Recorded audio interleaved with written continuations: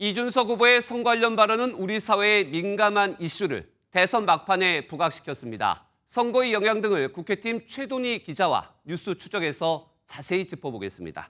최 기자, 이준석 후보의 발언 파장이 커지는 분위기예요. 관건은 파장이 어느 정도냐일 겁니다. 네. 일단 사과한다면서 한 발 물러선 것처럼 보이지만 실언이 아닌 의도된 발언이었다는 점을 강조하고 있습니다. 여기에 정면 돌파 분위기도 감지되고 있습니다.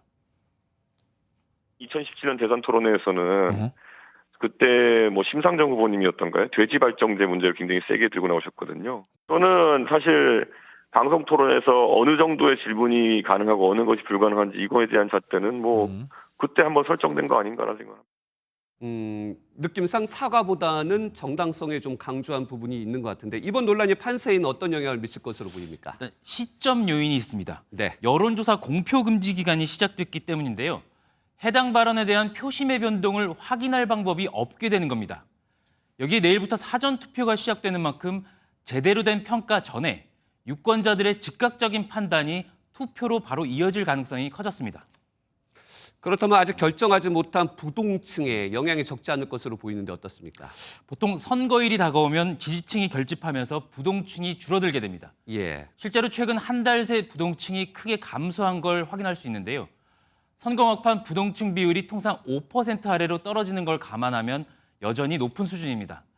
사실상 3자 구도가 굳혀지는 분위기 속에서 여성 유권자의 향배와 각 당 지지층 결집 여부가 이 부동층 표심의 변수가 될 것으로 보입니다. 네, 이에 대응하는 각 당의 전략은 어떻습니까? 앞서 보신 것처럼 민주당 파상 공세에 나서고 있습니다. 선거 기간 내내 후보 리스크 관리에 총력을 기울였던 만큼 이번 논란으로 이준석 후보로 시선을 옮기겠다는 겁니다. 반면 국민의힘 입장은 미묘한데요. 관련 발언 들어보시겠습니다. 네. 이준석 후보가 제 옆에 있었으면 혼났을 거란 말씀을 되돌려드리고 싶습니다. 다만 이준석 후보를 비판하기 이전에 그 발언을 먼저 했던 분들도 먼저 비판을 받아야 되는 거 아닌가에 대해서 단일화가 멀어진 상황에서 이준석 후보의 상승세를 차단하는 동시에 이재명 후보 리스크를 다시 쟁점화하겠다는 전략입니다.